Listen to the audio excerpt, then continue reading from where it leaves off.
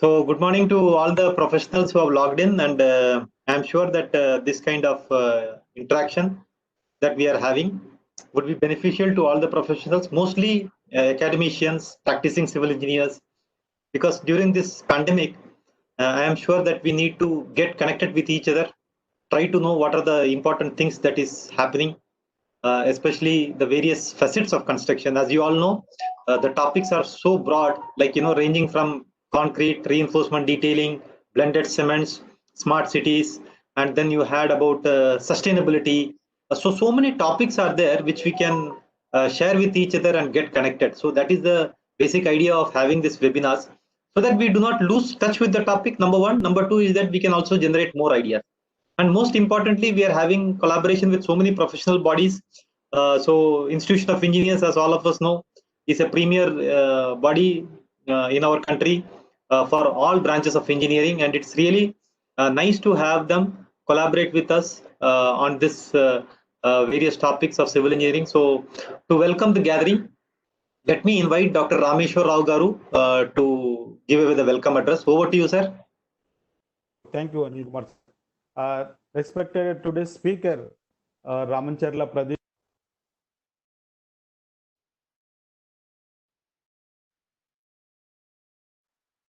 Mic is muted, sir. Hello, is audible, sir? Yeah, now it's okay. Oh, respected today's speaker, Ramancharla Pradeep Kumar, Professor, Department of Civil Engineering and Head of the Earthquake Engineering Research Center, IIIT Hyderabad. Today's moderator, Engineer Anil Kumar Pillai, General Manager and Technical Service, MAS, the Ramco Cement Limited, Chennai. Dr. M.S. Ali, Director, Membership, Institution of Engineers, India, and experts from the construction industry, fellow fraternity, distinguished guests, and media friends, ladies and gentlemen. Today, I'm very happy and consider it a great honor to amidst this important event and extend a hearty welcome to today's speaker of Dr. Ramancharla Pradeep Kumar and Dr. M.S. Ali, and also Engineer Anil Kumar Pillai, and all of you for this important event. It is an honor bestowed on us, Dr. Ramancharla Pradeep Kumar Garu, who has very kindly and spontaneously conveyed their consent to deliver an important topic on earthquake safety of tall buildings, some silent provisions of IS 16700. The Telangana State Center has already, first day also we explained, it is a very active center, is organizing a number of conferences, workshops, seminar, and roundtable conferences also. As a part of our century celebration also, we are doing so many programs, and the national and international importance in the cause of only disseminating and updating the engineering knowledge among the members and fraternity, especially budding engineers. The Telangana State Center making the best efforts for becoming the more engineers into the fold of Institution of Engineers in India. I further happy to inform that to develop rapport with all engineering colleges in our state, we are mailing all our communications and indicating the activities being organized at our center. The Telangana State Center is equipped with modern library with all books it is required for the engineering students and researchers, and every effort is made to bring a young generation in Institute of Engineers fold. The role is being played by our fraternity of engineers in overall that's economic development of a nation is very vital, and it is very high time that more and more engineers to come into the of Institution of Engineers. I further happy to inform that our beloved President Narendra Singh FI is addressed all the states and local centers of the Institution of Engineers are emphasized need for the strengthening of Institution of Engineers by bringing the more young engineers into the Institution of Engineers. Pursuant to the above, I appeal to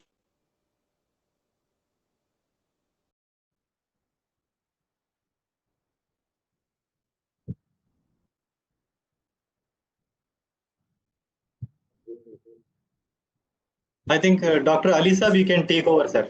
You can take over. Thank you. Thank you. Thank you, Dr. Rameshwar Rao ji, Chairman of the Center. and Mr. Anil Kumar, and the today's speaker is Pradeep Kumarji, because my time allotment is only 5 to 7 minutes. So every second is very much important for all the members. For me, straight away I'm going to the Institute of Engineers. Everybody knows, and many of the engineers have been who are directly joined. They must be knowing what exactly the Institute of Engineers. I am just starting the Institute of Engineers.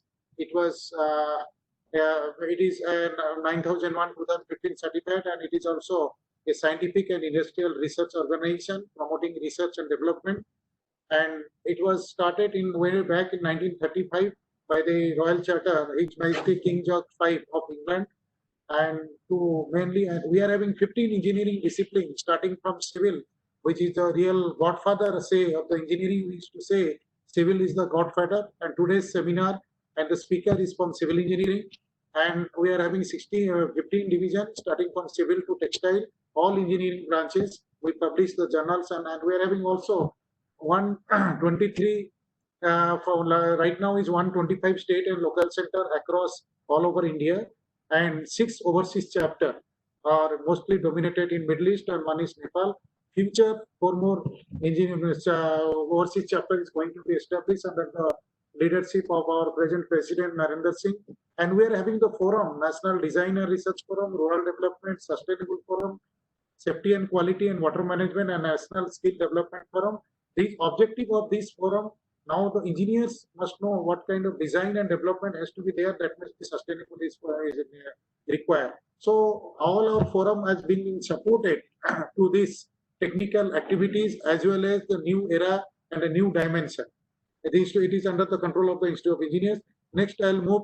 We are having the Engineering Staff College. Luckily, it is in Hyderabad city, and where all the corporate engineers are coming for the advanced training in the field of 3D and many other things and managerial things, and which is one of the great visionary of our previous chairman and the engineers of the Telangana State Center. Now, I'll just quickly go through the membership. What kind of membership we are offering? For the engineers, graduate engineers, we are offering 3 kind of membership. One is the associate member, second is the member, third one is the fellow member. The associate member is the young engineer, BTech pass out, they can take as a corporate member, we can call as a qualification minimum BTech or MTech and equivalent. And member is minimum 8 years of experience is required post after BTech, and fellow, which is the highest grade at par with the other country, also giving the fellow of the Institute of Engineers meet as per your knowledge and qualification has been judged by the highest professional body. That age should be for 40 years, and in the post in higher qualification, particularly in the academic, must be the rank of associate professor. In the field of engineering, he must be the rank of a senior managerial position. And all these members are in a lifetime. Since in India we believe everything is for lifetime, all our membership fees and everything for lifetime. Apart from that, those who are in, we are giving the non-corporate membership, those who are in diploma holders and those who are having MCA, MSc IT, all these qualification and MSc Physics, but they are working. I know in the cement, Ramco Cement, like leading manufacturing organization, many of the chemists also working, having MSc qualification. They can also be joined to the Institute of Engineers as a member technology and associate member technology, even diploma holders also. And one is the institutional member, that is for your organization. I think Ramco may come forward with the institutional member if their authority and management can take the decision, so that we are having the facility of MOU signing with the industries, so that joint collaboration and joint certification program we can start with the Ramco in the specific field as they desire. That is also one option is there, become the institutional member. And these are the fee structure, our fee structure, including the GST, which is all for lifetime, which is very much reasonable and very less also. For fellow, it is 12,980, and for member 4897, associate member 4,189, and for member technology similarly 4,012, and these are all including GST minus 18% GST. You can understand what the, and most important, we are also, once you became a corporate member, you are eligible to get a certified chartered engineer, which is a great demand all over the India and abroad. Every day around 300 to 400 applications I am receiving chartered engineer, particularly in abroad, and those who are working in the construction field, because they have to give certification for completion of the work if it is a certified chartered engineer. Even for export, import machinery, many other things are there. And this is the institutional member, that is also for lifetime, 1,77,000. And what are the key benefit? I'll just go through very quickly. Being an engineer, we always say, what particularly being a chartered engineer, where are you going to utilize your chartered engineer certificate? Here is your export promotion, capital goods. Anything has to be import and export. Chartered engineer has to certify, yes, it is the goods or the products is as per the norms and it has been designed, then only it can be import and export. And CE certificate, now a lot of solar power is coming. I am the man of the solar field. Now, as per the ministry declaration, more than 300 gigawatt and solar power has to be developed in India. So all the projects has to be certified by the chartered engineer. Then only the bills and material will be released. Valuation, any kind of valuation work has to be done. That is going to be supported by the chartered engineer. Surveyor and all law assessor, which IRDA is giving. Probably that office headquarters is in Hyderabad. And foreign trade consultant, any kind of consultancy overseas also they need the chartered engineer certificate. Because recently I got a call from Korean company that they want to export some machinery. They need some chartered engineer from Hyderabad who will going to certify their product because the machine will be land up with Hyderabad with some multinational company. Asset and audit compliance and modified special intensive package. This is also one of the important nowadays because of the IT tools and other thing. Any kind of incentive package we have to design from engineering that has to be given by the chartered engineer certification. And once you become a corporate member, what are the key benefits? The corporate member entitled to receive the chartered engineer certificate. Once become the corporate member, you can entitled to receive chartered engineer certification with some fees. And we are also publication of journals in 15 engineering division, which is published by the Springer, which is all as Scopus Index for your research and development. Since our great academicians also join, they can access, they can publish the paper that they can access on free of cost, all the journals. And we are giving the monthly IA news epitomes on free of cost, where in epitomes, the individual corporate member, what they achieve and what they paper presented, everything will be highlighted, which will be circulated all over India to the ministry and everywhere. And corporate member also participate in the election and other things is there. Now, other benefits, you can organize any symposium, seminar organized by the Institute of Engineers in India and abroad can be joined by the corporate member. And in the R&D activity, we disbursement of grant is there. We disburse the R&D activity that is looking by the technical department. Suppose some proposal of R&D come from Ramco, we will also, if you are institutional member, we can give some seed money starting from 1.5 lakhs for the research and development. And of course, the corporate member can join the Section B examination. Suppose you are in civil, you want to appear in one more branch, they can appear. So, those are diploma holder. And corporate, another important thing is that if your paper is accepted by the overseas, where having the bilateral relationship, you will get the incentive of 15,000 rupees for the grant as a research and development like that. And now, benefit of the institutional member, I am just highlighting which are the benefit of the institutional member. Your ANCO become the institutional member. All 15 division journals will get free of cost, and we will get the library card of IAE all over India. Library you can access by your corporate member and your organization. And any activity organized, 50% concession of the registration fees. Nowadays, also many places we are giving free of cost R&D activity, and we also giving the seminar grant for 40,000, which is the seed money.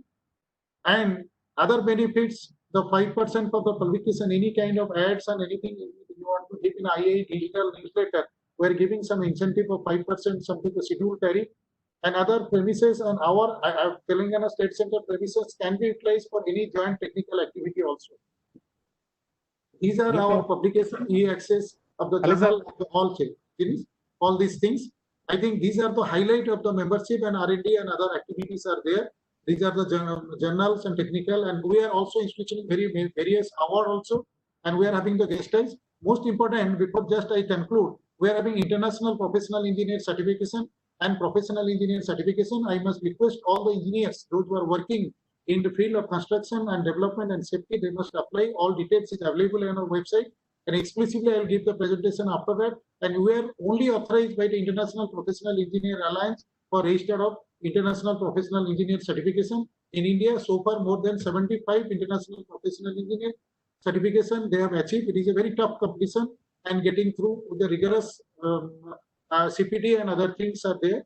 These are the things. And what are the requirement is there? Eligibility criteria for key CPT required is 250 hours for international PE, and for PE is required only 75 credit hours. I must add, all the engineers, they can apply for PE also easily. They can 75 hours credit hour they must have achieved, and 250 for international PE, which is globally they recognize for working. And these are the fee structure. And of course, this fee structure is not lifetime. This is for every 5 years you have to renew, and you can add it. The certification is valid. And some of the key benefits are there. They are internationally recognized because they require international PE certification, and it is valid all over the world. And these are the process and some technical activity and many things are there. All activities which are being conducted today's webinar, we are highlighting, and some of the research grant. This is one point. In R&D grant 1920, we have disbursed 75 lakhs, and other area also. That means we are promoting the research and development also, and we are IAE having the international link like World Mining Congress, World Federation, WFU, CE, and FIB, mostly dominated by the civil, and we are having the international links with the American Society of Civil Engineers and IEEE, AACB, Institute of Civil Engineers, UK, Hong Kong, all Institute of Engineers. We are having the MOU and bilateral relation. We can hold the seminar, workshop, and during Engineering Congress, they are inviting specially. And last time in Hyderabad, the chairman is taking the lead, and almost 8 to 10 countries have been participated in that engineering congress, including the president of the WFA from China has participated. And we are having a lot of awards given by the industries. All your engineers, they can apply for that one, and details available in our website. All the engineering branches to encourage to research and development, not only for the very design product. All these awards are there. Number of awards for the engineering congress it will give. And thank you very much. Very quickly, I have wound it up, and all these things. I hope it will be really benefitful to all the engineers and who are waiting for the presentation of our question. Thank you, Jay. Thank you, Jay. Thank you so much to Dr. Ali Saab. And in fact, it is very relevant that many of the professional engineers must make use of this because being the oldest professional body. So let us just start off with the presentation, and before that, let me just introduce the speaker as well as the initiatives that we have been taking over the last few days. In fact, if you look at it, we have started this series of presentation during the lockdown, as all of you know, and this is the 85th webinar that we are having today. And before I introduce the speaker, let me just go through the last 3 days what we had, because IAE Telangana State Center with Ramco Cements, we were organizing this. The first talk, of course, we had a special address by All India President Engineer Narendra Singh, and Chairman of Telangana State Center IAE Dr. G. Rameshwar Rao was there with us on all these 3 days, and today is the last day that we are having in collaboration, and after that we will be having more series of lectures at a later date. And the first day we had on innovations for sustainable development by Dr. KVL Subramaniam. That was on 20th July. The second we had yesterday on importance of special concrete, geopolymer concrete by Dr. V. Bhikshma. And third is today by Dr. Ram Charala Pradeep Kumarji, who is going to talk about the most important aspect, earthquake safety of tall buildings. Of course, Ramco Cements, as all of you know, we manufacture 12 brands of cement, 4 types of ordinary Portland cement, Ramco Superfast for precast items, then Portland Pozzolana cement for all kinds of construction works, which is also very important from durability perspective, Portland slag cement, and sulfate resisting Portland cement. Now, out of this, if you see, we have customized the cement for various applications based on the concrete type and application. That is very important. Rather than blindly specifying a type of cement, we need to understand where it is being used and what kind of performance characteristics are required. We also have the Trimix range of products from our Trimix plant, which is used for non-structural applications.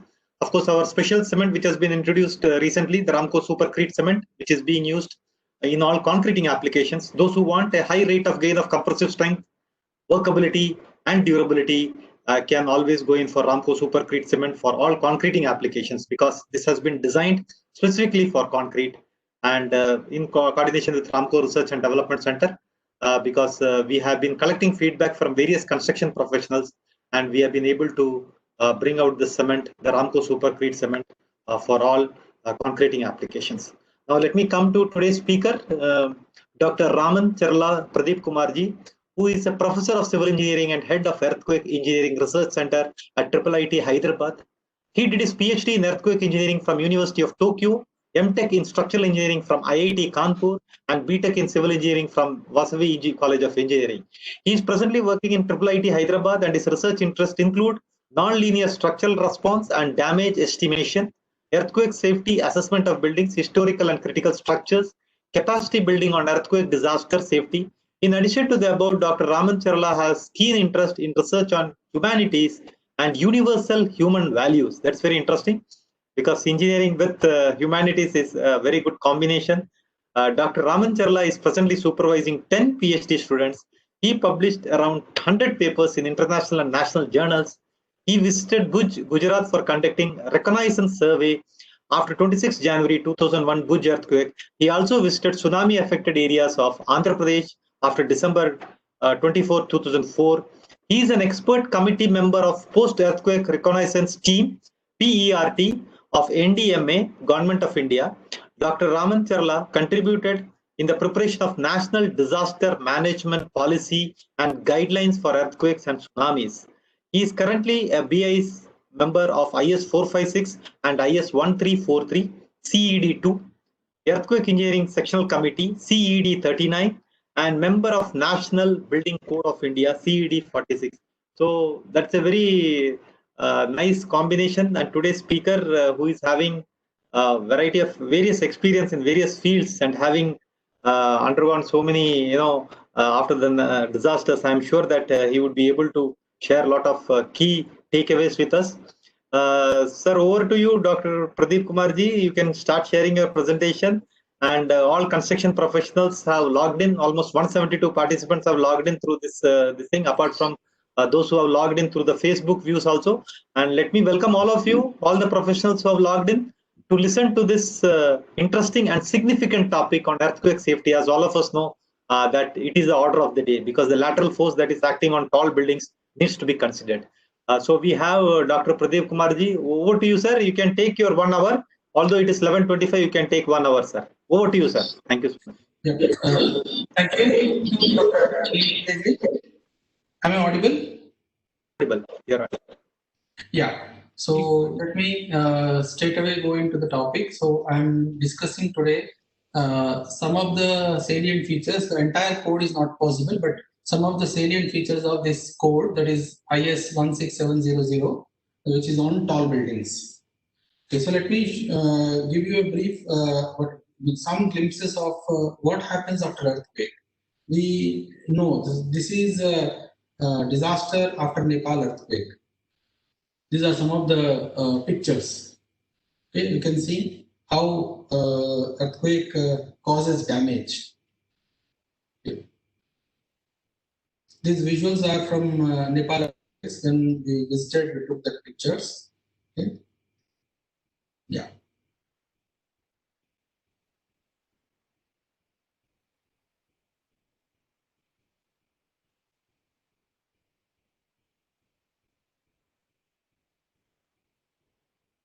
So these damages are due to, say, a combination of, say, planning, construction, execution, maintenance, all those things. So I'll highlight few key issues. Yeah, now, like all around us, we feel that there are lots and lots of advancements taking place in the construction industry. But when it comes to earthquake disasters, are we really advanced? That is the main question all of us should ask, especially civil engineers, architects, structural engineers should ask this question to themselves. So occasionally we are hit with such kind of earthquakes. Where you can see this is the cover page of India Today magazine of February 2001. February 2001, so where a girl child teacher was trying to embrace, or the girl child was trying to embrace teacher. Both died under the debris of school, and along with them, 400 school children died, and total 14,000 people died in various types of buildings. Okay. Some buildings are tall, some buildings are medium rise, and some buildings are low rise buildings. So today's focus is on tall buildings. Now, if you look at this slide, so this is a famous slide. I always use this to convey what is the skyline of any city. So this is going to be skyline of any city. Maybe buildings will go little more taller and taller. But as days pass on, taller and taller buildings are becoming. Okay. Now, if we don't consider the provisions laid down by earthquake design codes, this will be the scenario after that. So many times we feel that when it comes to tall buildings, earthquake is not an issue, but wind is an issue. Okay. No, wind governs the shape form, but we have to design and check the sections for safety against earthquake also. Okay. Now, if you look at this slide, housing safety or building safety. So let me draw a parallel or comparison between India and world's best practices. So when I say world's best practices, I mean the countries which are having similar level of earthquake problems in the world. So say for example, say California, Tokyo, New Zealand, this kind of area, Japan. Okay, these kind of areas are comparable to India. In early 1900s, they were facing high human fatalities and high economic loss. Last 100 years, okay, especially during last 5-6 decades, they have worked a lot and improved their codes. And then also there was a strict code compliance while doing practice. So they could able to reduce the human fatalities. Now they are working on economic loss. That means to reduce the business disruption, to reduce the damages due to to building. But in India, if you look at it, look at the same thing. In 1900 and even today, we have both on high, that is human fatalities as well as economic loss. So that is the main issue we need to focus. Why we are not able to do code compliance. So collapse and damage to buildings in India is unreasonably high compared to any other country with similar shaking, level of ground shaking. There is urgent need to understand housing risk and minimize future losses. So initially, I would like to discuss about risk, and then later I'll go into the provisions of 16700, that is tall building code. So this is the outline of my presentation. So in introduction, I discuss about risk, then earthquake hazard, then behavior of tall buildings, code provisions, and one work we did on how to improve the natural period formula in IS 1893. And then next is specific problems to tall building, that is soil structure interaction, and concluding remarks. So this is outline of my presentation. Now, if we look at, say, earthquake disaster management, any disaster management for that matter has 6 items. Okay, that is prevention, mitigation, preparedness. These 3 are before earthquake. Response, rehabilitation, and reconstruction. These 3 are after earthquake. So in earthquake, prevention is not possible. That means earthquake is a natural event. So prevention is not possible.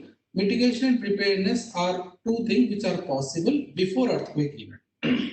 So there is a estimate that if we spend 1 rupee in mitigation and preparedness, that is before earthquake, that is equivalent to 200 rupees. We don't need to spend after earthquake, that is response, rehabilitation, and reconstruction. In addition to that, there will be life saving. So there will be no life loss if we spend that 1 rupee before earthquake. Now let me briefly discuss what is earthquake risk in India, or for that matter, how do we calculate risk. So risk is composed of 3 factors. One is called hazard, second is vulnerability, and third is exposure. Risk is equal to hazard, vulnerability, and exposure. So hazard is in the hands of nature. What does hazard mean? Hazard means level of ground shaking, which an area will experience. Say for example, Hyderabad, or say Mumbai, Delhi, what kind of ground shaking, what kind of acceleration which that area will be subjected to in future. So we have earthquake zonation map which divides country into 4 zones, 2, 3, 4 and 5, 4 zones total. So zone 2, we have 44% of Indian landmass. 3, 4, 5 put together, we have 56% of Indian landmass. So unfortunately, 82% of population is living in this 52% of land. So there comes exposure. Exposure is in the hands of municipalities. Okay, town planning. So where larger densities and floor space index, all these things will control that exposure point. That means straight away, if we count number of people living in that kind of hazard. Then third one is vulnerability. Vulnerability is decided by or in the hands of architects and engineers. Now, if I compare this risk with the current COVID scenario, hazard is nothing but virus. Exposure is if you are getting exposed to it. Okay. Third one is vulnerability. So if our immunity level is very high, okay, high immunity, then risk will be low.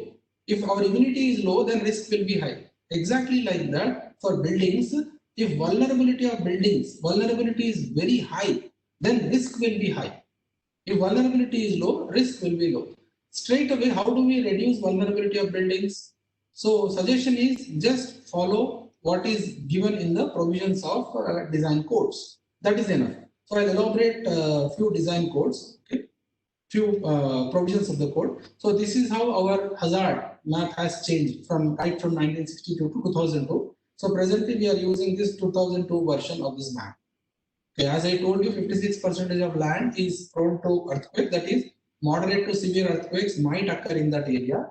So like Gujarat kind of earthquakes might occur in that area, where 82% of population is living. So let me show that how this population is distributed. But before that, let me discuss about hazard in detail. Hazard given from IS code is okay for ordinary buildings, but for tall building that is not okay. We need to do something more. So that is what comes to the topic of this levels of hazard. There are three levels in hazard estimation. One is macro seismic hazard or seismic macro zonation, which is our 1893. Okay, so that can be used for ordinary structures or normal structures. Okay, so that is in the range of 300 kilometers to 1 kilometer. That is the range. Then comes to second level, that is micro zonation. So in micro zonation, this is almost at like say city level.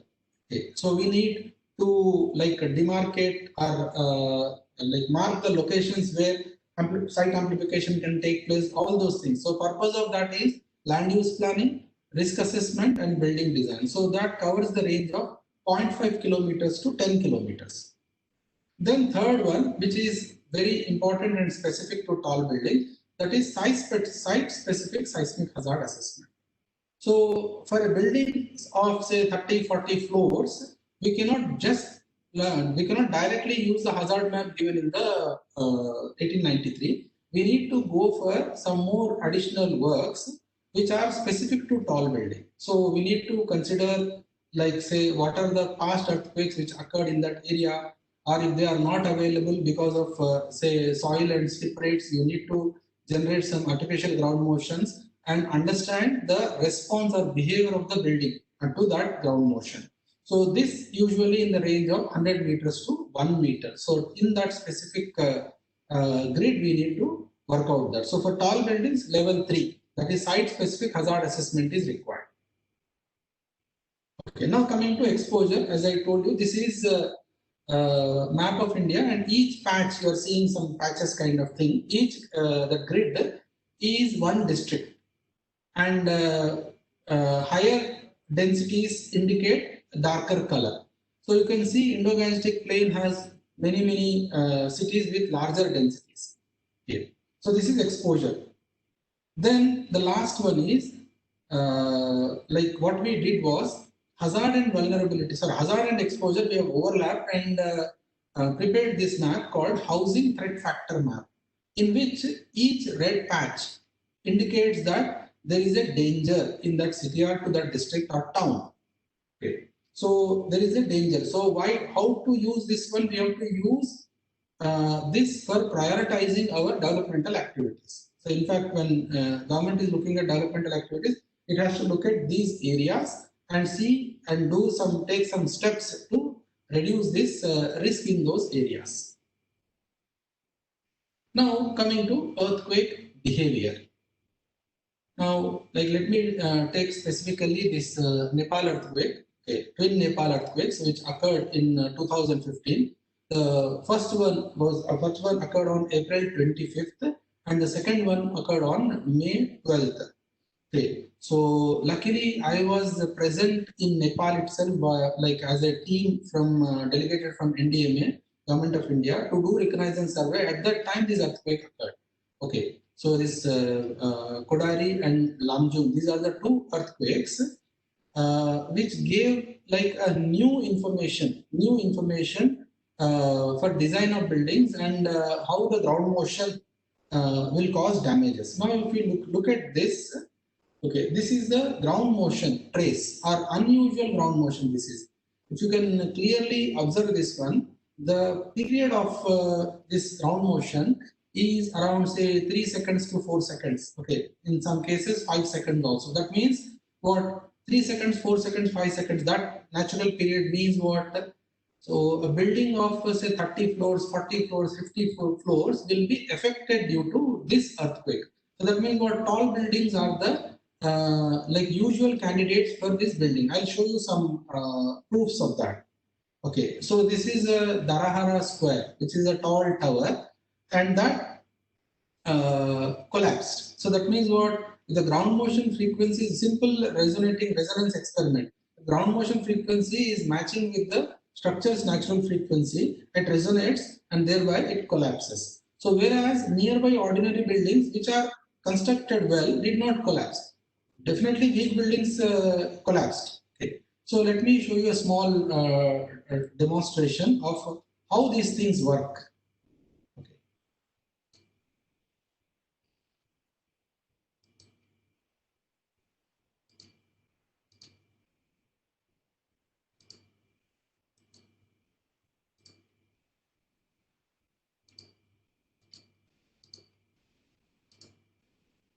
Can you see my screen? Here we are able to see your screen. Yeah, 1 second.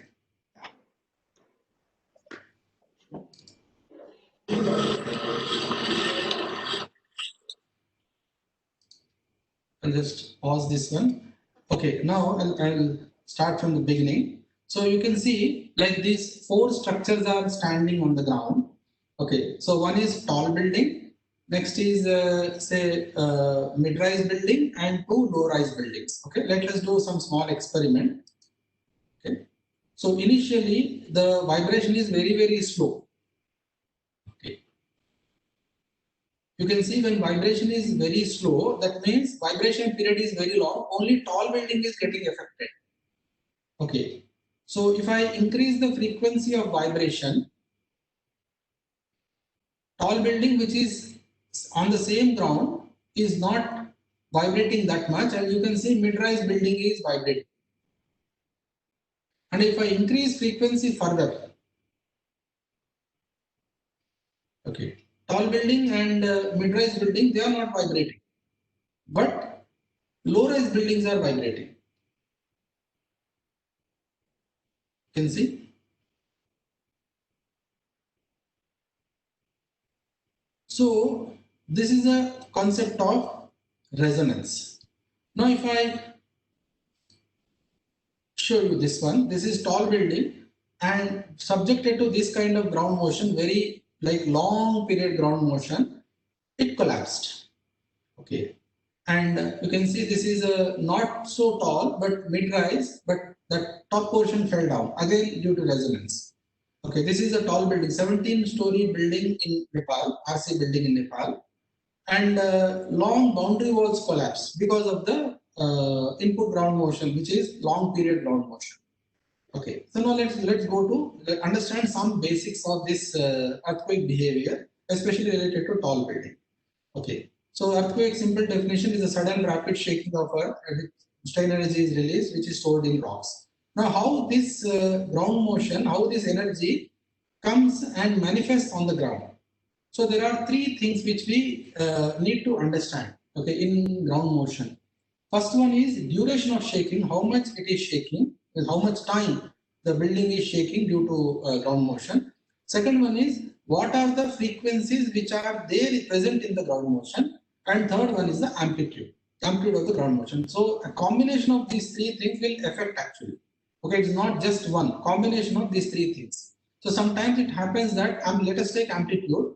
So amplitude we measure in terms of P ground acceleration, P ground velocity, or P ground displacement. So let's take P ground acceleration. So in this ground motion, which is displayed on the slide, 0.32 G. Okay, so 0.32 G. So another earthquake may be having say 26 G, which is less than this one, but of long duration, more than this duration of this one. That earthquake might cause more damage than this one. And in addition to that frequency, if the natural period of building matches with the natural period of ground motion, then also it causes severe damage. So these are three important things which are required to be kept in mind while designing tall buildings. For ordinary buildings, mid-rise and low-rise buildings, whatever codes is specifying, that is fine. Okay, but for tall building, we need to understand these two things, especially while finalizing the ground motion characteristics.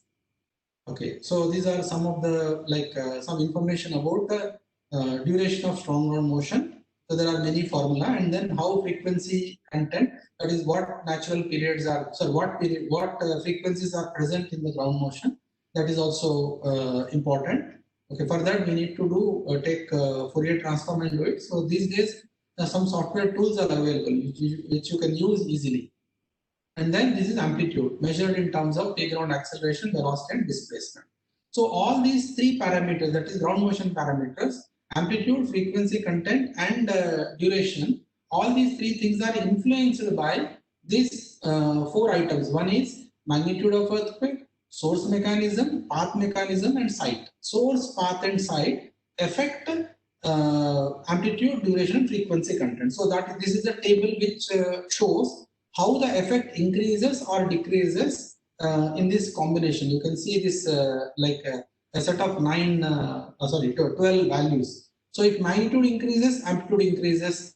If distance increases, amplitude reduces, like that. Now, high-rise buildings or tall buildings are special. They are to be treated special. Okay. So for that reason, a person who is trying to design these tall buildings should be acquainted with this all information. It should not happen that a BTech graduate knows how to operate a software and suddenly started designing 50-story, 60-story buildings. That should not happen. So tall building is not a easy game. We need to understand the intricacies in that. Okay. Yeah. So now there are two kinds of ground motions. One is near field and another one is far field.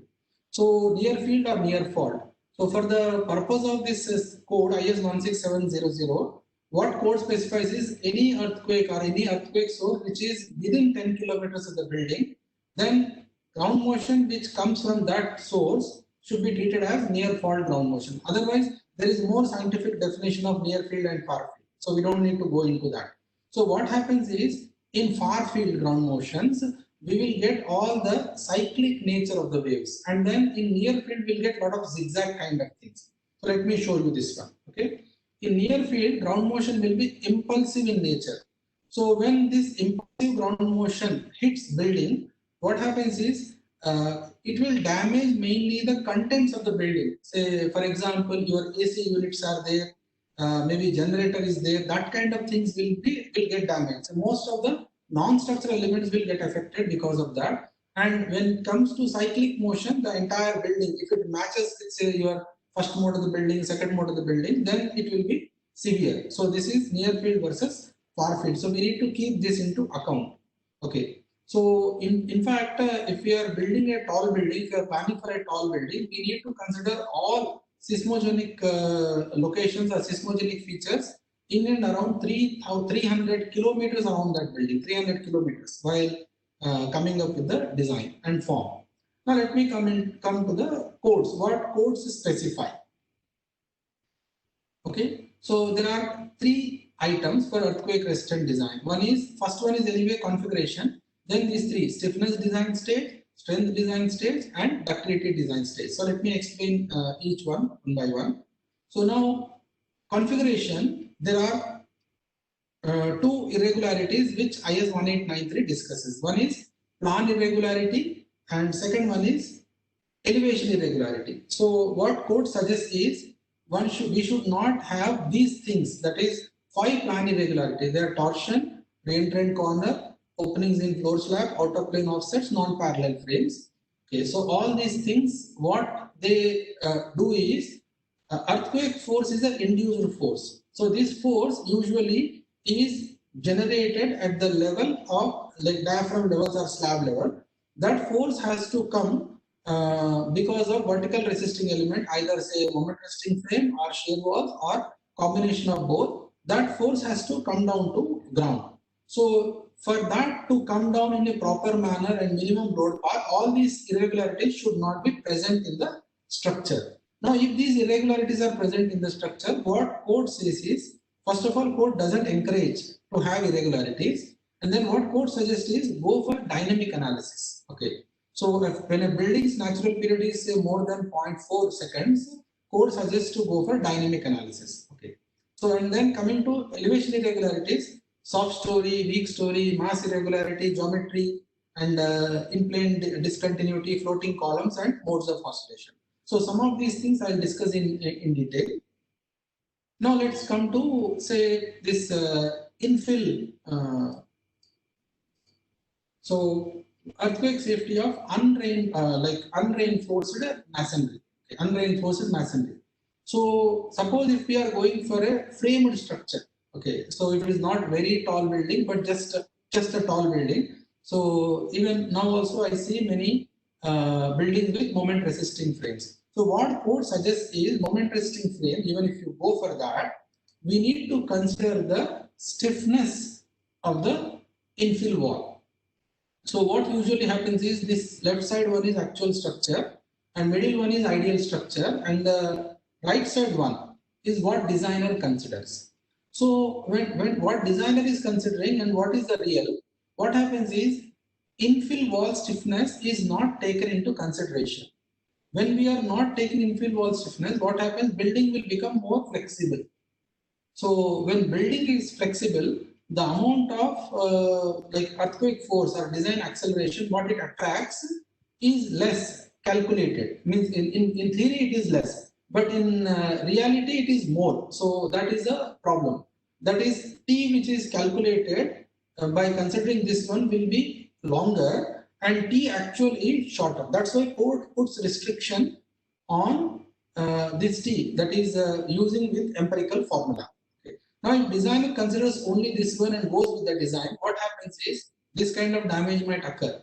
So what code suggests is the single strut model.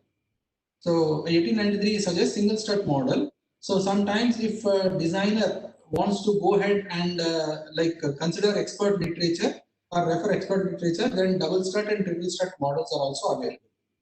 So this need to be considered. Yeah, am I audible properly? You're audible. Okay, then next comes story stiffness and story strength. What code suggests is, like if you are coming from top to bottom, all floors, lateral translational stiffness of any story shall not be less than 70% of that of the story above. So that means what? So story, ith story and I minus 1th story. I minus 1th story stiffness should not be less than 70% of I. So there is some relaxation. In fact, actual provision is lower story stiffness should be equal to or more than upper story stiffness. It should be minimum equal to that. But code puts little more stringent requirement, that 70%. And similarly, strength requirement, what it says is strength of the lower story should not be less than upper story. So that is what this is related to strength and stiffness, clauses related to strength and stiffness. And then lateral drift. Okay, so here we need to understand one important thing. See, drift because of wind loads and drift because of earthquake loads. So it says factored earthquake loads and unfactored wind loads. Okay, the code says that. You can see in the second paragraph, earthquake load which is factored earthquake load. Usually while calculating drift and deflections, we remove factor, that is load factors will not be put here. But in terms of earthquake, what it says is we have response reduction factor. So that R value is here. So wind load will not have that. So wind design is elastic design, whereas earthquake design is like what do you call it, limit state design. So non-linearity is already there in that. So we use R here. It doesn't mean that load factor 1.5 or 1.2, not that. So both these, because of both these, it should be less than h by 250. So limited to h by 250, that means 0.004 multiplied by height of the structure. Okay, this is a drift limitation.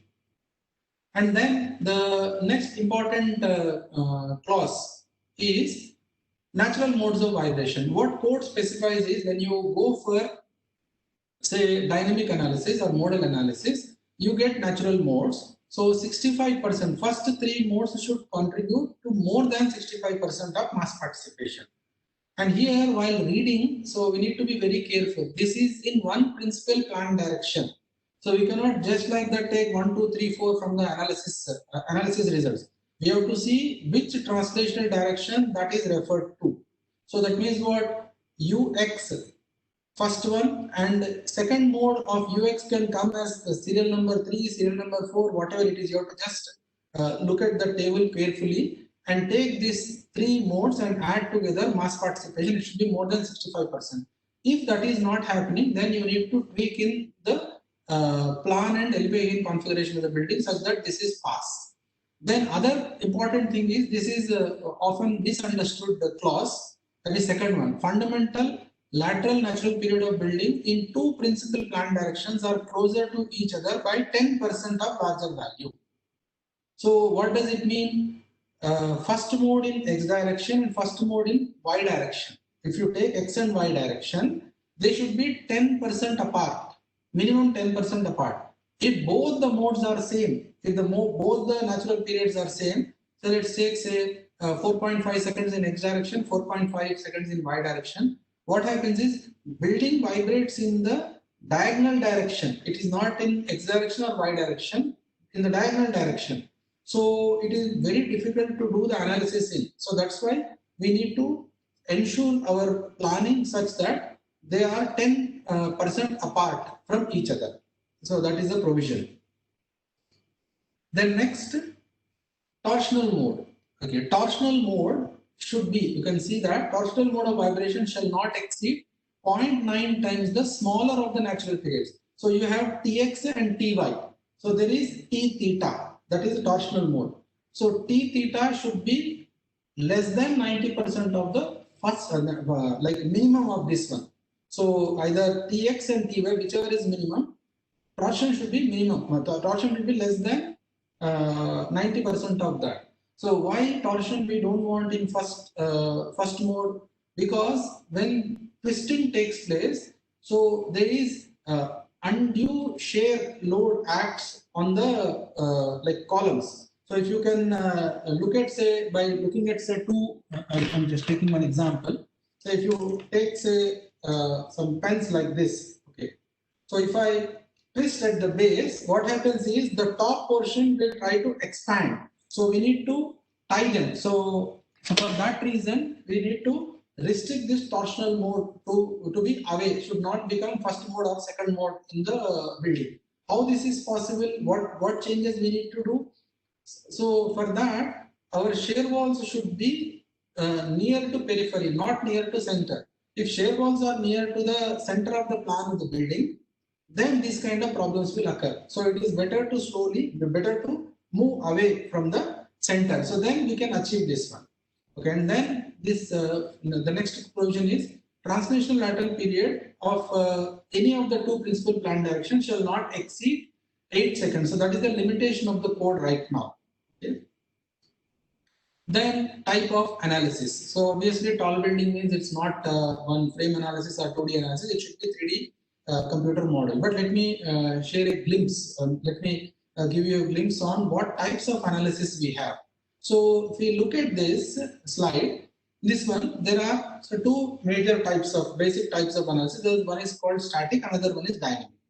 So static linear, static dynamic, static linear, dynamic linear, static non-linear, dynamic non-linear. So in non-linear we have two varieties. One is small deformation and second one is long deformation. So total 6 types of analysis are there. When it comes to tall buildings, we need to do dynamic analysis, that too material non-linearity as well as geometric non-linearity. both need to be considered. So this P delta analysis comes under geometric nonlinearity.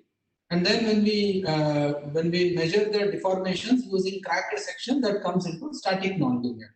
So one should be well versed with this one. So that's why I'm saying design of tall buildings is not the game of a fresh BTech graduate. So in fact, one should have thorough understanding of that for at least 5 to 10 years in designing. Yeah, so these are some details of the modeling. I'll just skip this slide. Okay, next let me come to this one. So cracked sectional area, area properties. So this is a table, okay, in tall building code. So one is unfactored loads and factored loads. So right side column, right side values, that is area and moment of inertia. Okay, so these are to be used for what do you call strength design, and the unfactored loads are to be used for designing deformations. Okay, for deformations. Okay, for all these things. So what moment of inertia to be used is that is described in this table. Then next is P delta effect. Now coming to natural period of tall buildings. So we use this empirical expression as a conservative estimate, but what we did was trying to check the authenticity of this formula, which is given in 1893. So for that, what we did was we did experiments on tall buildings in few cities in the country. Okay, so now, how do we find the natural period of the building? There are many ways. One is you do model analysis, which is direct approach, and then there is empirical expression. Okay, so which is there given in the code. Okay, and then there is analytical method. So let me go to this model analysis. Simply there are some mathematical equations. So these are mass matrix, stiffness matrix, and damping matrix. I'm going quickly. I will not scare you with these equations. Dynamic equilibrium equation. And then this is the second one is along with the ground motion. And then if we solve it, this is eigenvalue problem. And then finally we can decouple this equation using eigenvectors. So each like row will become one independent equation. So that is what we do. So converting n degree of freedom system into n single degree of freedom system, that is called model analysis. That model analysis means that.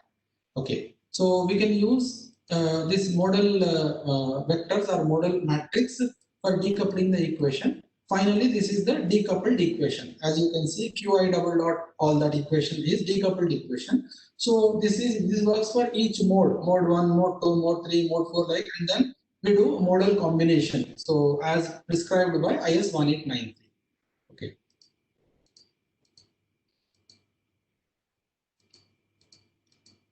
Then designers consider this response spectrum approach after doing model analysis for arriving at forces. So that's what is model analysis. Now coming to empirical expression for calculating the natural period. So how we did was, these are the values which are given in 1890. You can see T is equal to 0.09 h by under root d. And for bare frame, some set of formula are given for different types of structures. And for RC structural wall, also a new formula got introduced in 2016 code. Okay, so this is the formula. Now, when we take this natural period and check in the design spectrum, we get say SA by G value. So that value is the acceleration coefficient we need to use for arriving at the Bézier value.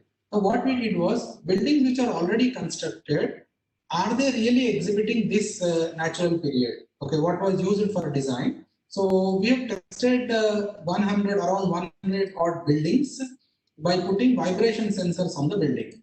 So this is the description of the equipment what we have used, that is high precision vibration sensor. Okay, so which can measure 0.25 G to plus to minus 0.25 G. So which with the accuracy of 5 into 10 power minus 3 GAL. GAL is measured as 1 centimeter per second, and sampling rate is 100 hertz. That means like we measured the vibration of the building due to ambient vibration at 0.01 second, that is 1 by 100th of a second. Okay, so this is how the equipment is installed on the building. So one experiment will take say around half an hour. That's all. Then we record that one, and after getting that record raw data, like usually ambient vibration will have so many other noises also. So we need to take the raw data and do the baseline correction. Suppose building is very near to the seashore. That sea waves information also can be captured through this vibration. So finally you filter that actual vibration of the building you capture and then convert that into frequency. Okay, and then you measure. So now this picture, figure number 9, as you are seeing here, natural period of the building. So real natural period of the building which is standing. Okay, so this should be same as the value which is there given in 1893. By using dimensions we can measure. So what we found was this is not matching. So for that reason we did some regression analysis. Okay, so we collected the data from 100 buildings. So that means 200 values we get x direction, y direction. So we collected the data. So these are some mathematical formula. So there are 3 parameters. Okay, that is single parameter equation we can set up, double parameter equation we can set up, and three variables equation we can set up. That is t is equal to 0.09 h by under root d. It is 2 parameters. That is second one in this one. So we calculated that. So these are like this table indicates number of stories and the height of the building, longer and shorter dimension, and what is the natural period we got. That is real natural period of the building when we installed vibration sensor on the building. Okay, these are some sample data I'm showing you. So these are some buildings on which we did the survey. So many are in Hyderabad, Mumbai, okay, and other regions. Then moment resisting frame buildings in these cities: Chandigarh, Hyderabad, Mumbai, Nanded, and Kanpur. Okay, so this is the data points. If you look at it, so height of the building on x-axis and natural period on y-axis. Okay. So what we got, and then when we fit the formula of IS 1893 code, you can see this is the black line. Okay, we're using these parameters, and then this is standard error estimate SE is like 0.318. That should be less actually. So the standard error of estimate is 0.318. So what we did was we did some corrections and then introduced a new formula. Okay, so new formula, that is, you can see t is equal to 0.03 to h raised to the power of 0.75. So this is giving say 0.189. Okay, 0.189. That means less error compared to the code given formula. Code given formula is giving this one, and the fitted value is the red color. Okay, so this is a recommendation for moment resting frame. So like that we did experiments with the shear wall buildings also. So in 2 cities, Hyderabad and Mumbai. So and finally we came up with this proposal, that is proposed formula for RC moment resting frame up to 60 meters, 60 meters, that is t is equal to 0.032 h raised to the power of 0.75, and like shear wall buildings 0.01 h raised to the power 1.1. So here error of estimate is, you can compare code given formula is 0.3 and calculated formula is 0.18, and for shear wall buildings 0.23 is code given value, and what we are getting is 0.135. Okay, so these are the formula. Okay, so maybe like we have already proposed this to the publish this one. So hopefully codes will be revised based on this one. So then coming to another important feature of tall building. So we need to take into consideration the geotechnical aspects also while designing the tall building. In geotechnical aspect, there are 2 important things. One is soil liquefaction, and then second one is soil structure interaction. These are the 2 things. So let me throw some light on these 2 important topics. Soil liquefaction. So I'm not going into the details of all the liquefaction issues, but let me tell you what code is telling. So in short, liquefaction is this. Okay, so liquefaction is like you can see, one is cyclic pore water pressure curve, another one is overburden pressure curve. Okay, so cyclic pore water pressure, as we go down into the soil, and where there is a water table, then pressure will be there, and due to ground shaking, what happens is this water which is pressurized due to ground shaking want to come up. So when water is trying to come up, in that path, if buildings are there, especially foundations are there, it will try to uplift that. So then if overburden pressure curve and cyclic overburden pressure curve, if these two intersect, that is treated as zone of liquefaction. The main objective of designer is to separate these two curves. Okay, they should not interact, they should not intersect. That is the main objective. So how do we do? Simply, there are two ways. One is bring down this curve, that is cyclic overburden pressure curve. Another is pull up the overburden pressure curve. So how do we do it technically? Technically, we can do by adding, say, adequate drainage, that is, say, drill the stone columns all around the site, and then when there is a shaking, excessive overwater pressure comes out as a seepage. That is one solution, simple solution. Then you can see the curve drops down, that is overwater pressure curves drop down, that means pressure is released. Then second one is you add, say, surcharge. These are the solutions, and then overburden pressure increases. So these are the two ways in which we can solve it. Now, first of all, we need to understand whether the site is liquefiable or not. So that is very, very important. What IS 1893 suggests. So this is mainly for structural engineers to understand. So a civil engineer or structural engineer without the knowledge of soil and geotechnical aspects, to my knowledge, that person will be zero, because we need to understand when we are designing tall buildings this how soil behaves thoroughly. So code has given, say, simplified procedure for assessment of liquefaction potential. So if we follow that, that is very easy. So let me give a like a glimpse on that. So what is this? Cyclic resistance ratio and cyclic stress ratio. So one is demand, second one is capacity. Okay. Cyclic resistance ratio is capacity. Cyclic stress ratio is demand. Okay, stress ratio is coming from earthquake. Resistance ratio is coming from the soil. So these two things, if we can evaluate the ratio of that. Okay. So if it is say less than 1, so resistance is less than 1. That means what? Potentially soil is liquefiable. If it is more than 1, so it is safe against liquefaction. Actually, code says 20% more. It should be 1.2, more than 1 point. Now, what we need? So we need the data of subsurface in different layers. How we do measurement, that I'll explain later. Then evaluate the vertical stress and effective vertical stress. These are the two stresses we need to evaluate. And then there is something called stress reduction factor according to the depth. So we need to evaluate that. That is step 3. Then this is like a critical stress ratio or cyclic stress ratio. Both are same. Okay. So this is the formula. Okay, given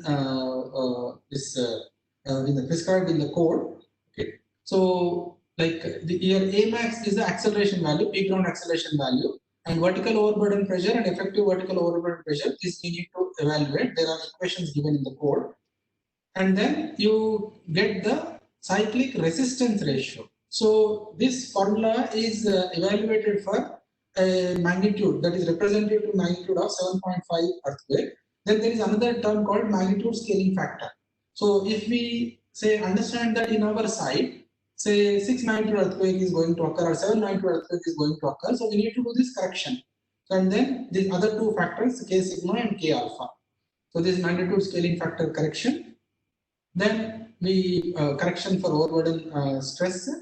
Okay. And then next one is critical resistance ratio we need to. There are 3 ways in which you can get this value. SPT, CPT, and then shear wave velocity. So these are the 3 ways. Okay, you can adopt any one, and then find out finally the factor of safety against liquefaction. Code suggests it should be 20% more than demand. That is, capacity should be 20% more than demand. So that is what is the code recommendation. And finally, towards the last topic, that is soil structure interaction. So tall buildings are the direct hit for this soil structure interaction problems. Now, when to consider soil structure interaction, when not to consider soil structure interaction. So for easy understanding, I have prepared a table. So there are 3 kinds of buildings resting on 3 kinds of soil: low-rise building, mid-rise building, and high-rise building. So low-rise building, soft soil, no need for soil structure interaction. Medium soil, no need. Hardened rock, no need. Mid-rise, yes. Mid-rise in soft soil, we need to go for soil structure interaction. Mid-rise, medium soil also we need to consider it. but high rise all three, soft, medium and hard. So what we usually do when we do analysis, we use fixed boundary, fixed base. Okay, we fix the base and calculate it. But that is possible only when the building is resting on hard soil. If it is resting on soft soil, dynamics will change completely. So how dynamics will change? That is, like building is vibrating because of the ground vibration, and because of building vibration, ground again vibrates. So these two things are there is additional thing. Okay, so they are described or termed as kinematic interaction and inertial interaction both. So both enhance each other. So you can look at this one, hard rock. Okay, natural period of the building like this. Okay, hard rock, soil, and then both, if I am integrating, you can see this one, building natural period, soil natural period, the spectrum is broadened. So what is going to happen is, like when ground is shaking, this, if it is matching with this, then this spectrum, the behavior will be severe. So that is what I am trying to tell. So let me explain that. So you can see the ground motion in hard soil, ground motion in say medium soil, and ground motion in flexible soil. So left side is a hard rock and right side is a flexible. Okay. Now we are actually designing, if you take only this 0.36G, 0.24G, you are actually imagining every building is resting on a hard rock. But actually buildings are not resting on hard rock. We need to understand this amplification. This is called actually site amplification. So tall building design means one has to, like, in fact, my suggestion is like take more charge, more fees, and do the building design thoroughly. So these two things are important. Okay, charge more, no problem, but do the design thoroughly by considering all these aspects. Okay.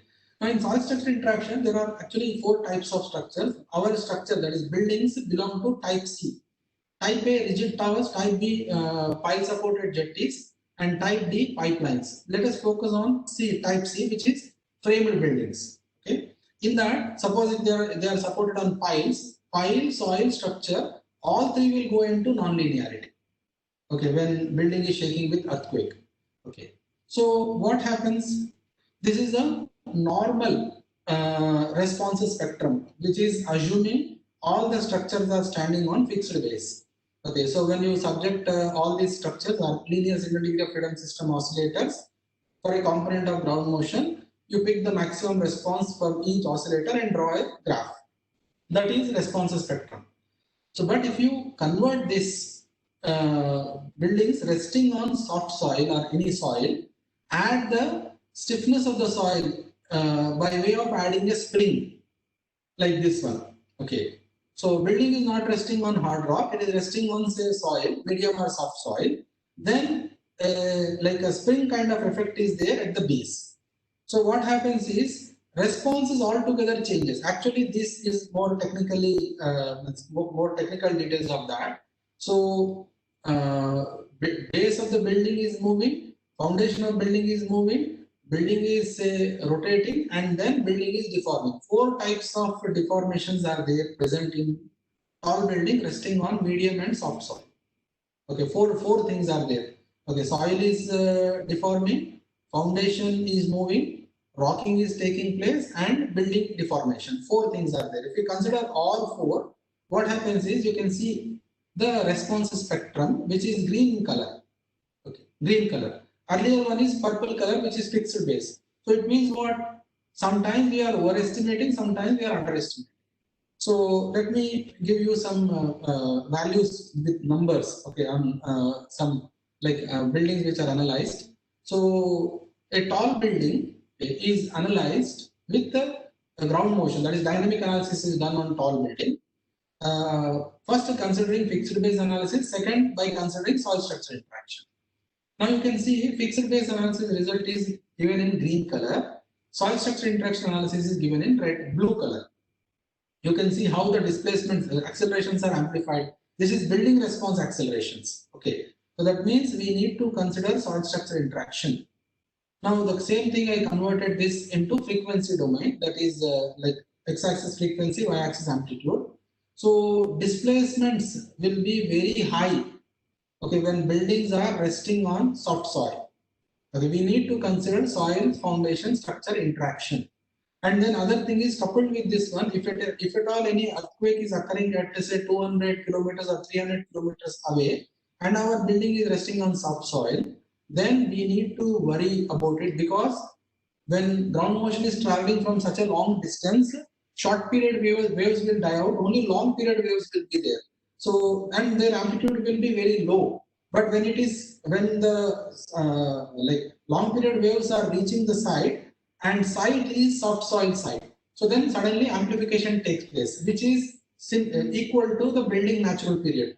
So it will become catastrophic. So my request and suggestion to everyone who is like designing and planning tall buildings to consider this soil structure interaction effect and liquefaction potential assessment given in code. We don't have to do anything extra. So these are prescribed. Okay, so that is the last one. So finally, I'm grateful to Institute of Engineers, Telangana State Center, and the Ramco Cements for inviting me to give this lecture. So yeah, that's all from my side. This is the last slide, and these are my contact details. If anyone has any, sir, you've removed. Hello. I'm sorry, I'm gonna put it back, sir. Suraj, please put it back. No, why did you remove it? Okay. Sure. Yeah. Yeah, I'm sorry. Yes. Because viewers would like to have the contact details. Sir, you can have that, sir, the last slide. Yes, I'm doing that. I'm doing that. Yes. Yeah. Because, Right active to review as well, sir. now it's there. Yeah. So Because those participants who would like to get in touch with the speaker also. That's great. That was a great presentation, sir. Anyone want to ask any questions are welcome. Yes, sir. There are questions, I think. I'll just go to the question. In fact, it was a very good presentation because, you know, nowadays aspects of earthquake is not being considered. Whereas, as you rightly said, the vulnerability, the hazard, all those need to be considered, especially while designing tall buildings. Just a minute, let me just see the questions which has been, because there was a question on how to differentiate between medium, small and high-rise building from the perspective of earthquake resistance. Yeah. So like low-rise building is say less than G+5, sir. Okay, and then the mid-rise building is up to 50 meters. High-rise building is more than 50 meters. All right. So the thing is that it was being, you know, even in the last Sunday newspaper also there was an article on the number of earthquake that is going to be held in the Himalayan region. You know, what kind of precautions do you think one must follow, especially the construction professionals, especially in those vulnerable regions? You know, so that, you know, a small snippet of what can be done, if you can just advise on that. Yes, somebody is asking about this one. Yeah, yes, sir. So, like entire Himalayan belt. So, if you consider the India, total India, so we have Himalayan mountains. Below that, we have Indo-Gangetic Plain, desert, and then Deccan Plateau. Okay, so these are the things. Now, in hilly regions and Indo-Gangetic Plain, game is different. Deccan Plateau is different game, and then hilly regions and Indo-Gangetic Plain. So, if you are constructing in Indo-Gangetic Plain, site amplification would severely affect. So, especially Delhi, Gurgaon, these kind of regions. So, you are conceiving tall buildings. Soil structure interaction is a must in that area. So, spend some money in employing a good geotechnical engineer and get a proper advice on how the soil behaves when earthquake occurs in that area. That is one thing. When it comes to hilly region, again site amplification will be there because of like outcrop itself. Okay, so there also if you are conceiving say tall buildings, then site amplification study and then site specific ground motion studies are required. These are the two things. How would the southern part of the country, sir, how vulnerable it is? Sir, this is peninsular India. So, for that matter, India is like say south, entire south. Risk is not that high, but the way our tall buildings are going on by filling up the ponds. Okay, so there I see sense lot of danger. So, for example, let's take Hyderabad. So, last significant earthquake in Hyderabad occurred, if I'm not wrong, 93 Latur earthquake. Okay, Latur earthquake, we experienced that vibrations in Hyderabad. At that time, there was no tall building in city. Only one building which was there in Bashir, that is 14-story building. But now we have many buildings more than 50 story. We cannot just relax by saying that Hyderabad is in zone 2, we don't have any problem. No, we need to consider the guidelines given in code.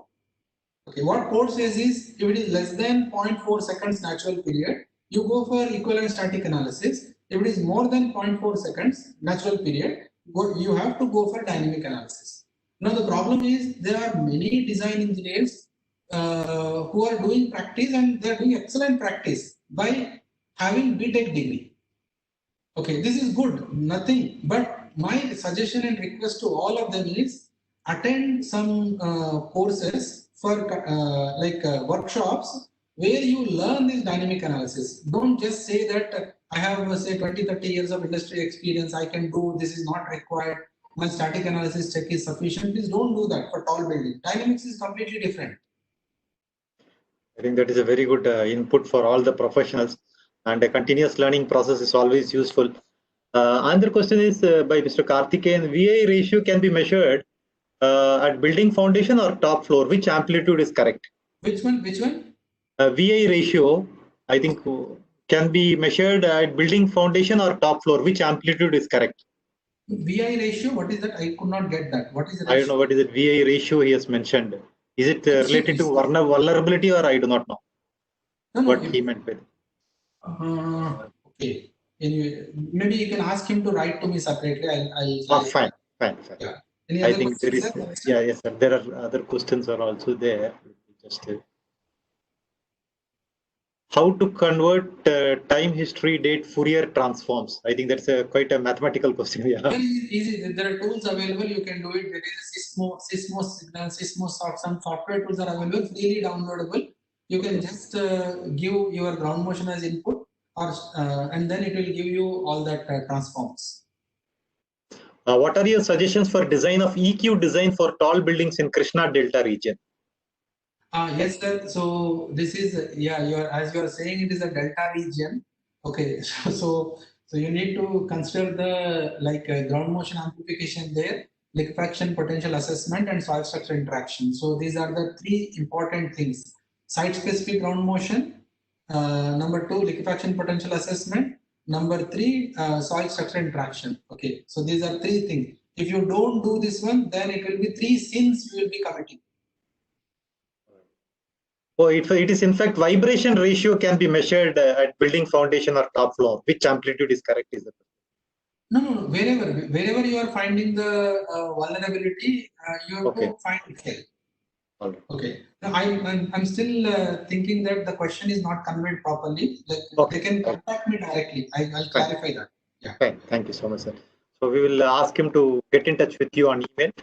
And the day after tomorrow also we have a lecture by Dr. Bhattacharya from IIT Delhi on concrete technology. I would invite all the professionals to be part of that because he is also a very good speaker on concrete. He has been there for so many years. So today's presentation has been very useful from the perspective of safety, which many professionals in fact neglect it. They take it for granted, as you rightly said. It is in a so it should not be neglected, and especially for tall building, we need to consider this.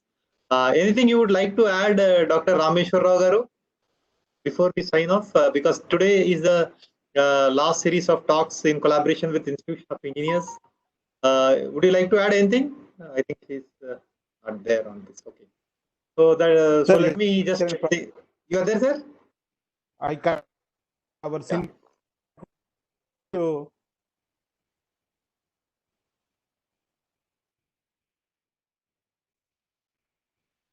okay. So thank you so much, sir, for that. Yeah. I think there is some problem on the bandwidth. So the presentation has been very enlightening. It was very useful for all of us.